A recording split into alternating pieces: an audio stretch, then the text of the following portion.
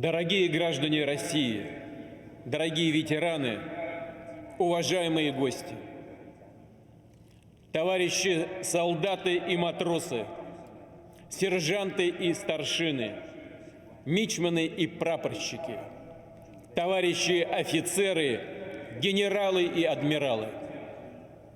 Поздравляю вас с 80-летием Победы в Великой Отечественной войне. Сегодня всех нас объединяют чувства радости и скорби, гордости и благодарности, преклонения перед поколением, которое сокрушило нацизм, ценой миллионов жизней завоевало свободу и мир для всего человечества.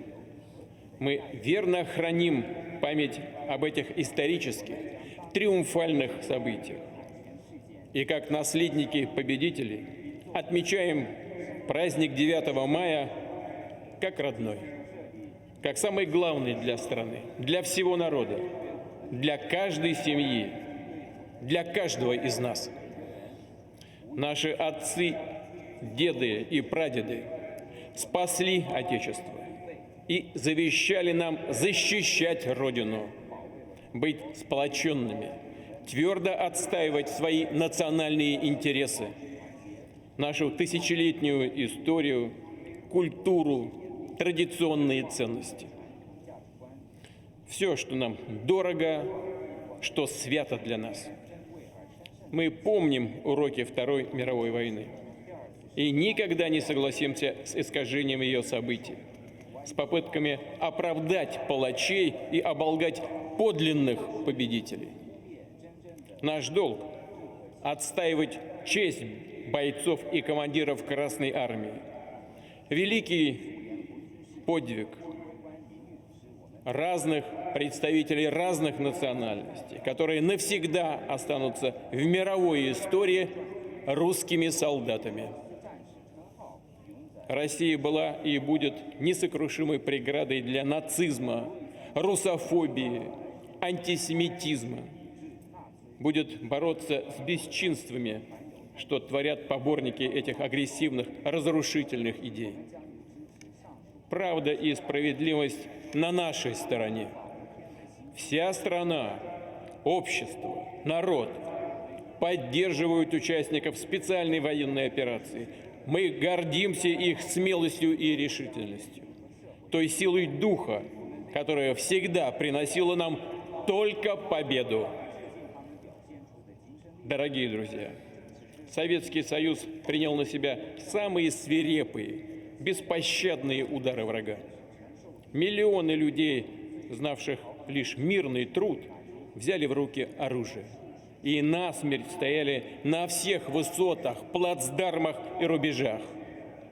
Определили исход всей Второй мировой войны безоговорочными победами в крупнейших битвах под Москвой и Сталинградом, на Курской дуге и Днепре, мужеством защитников Белоруссии, которые первыми встретили врага, стойкостью участников обороны Брестской крепости и Могилева, Одессы и Севастополя, Мурманска, Тулы, Смоленска, героизмом жителей блокадного Ленинграда, отвагой всех, кто сражался на фронте, в партизанских отрядах и в подполье, доблестью тех, кто под огнем врага эвакуировал заводы, кто трудился в тылу, не жалея себя, на пределе сил.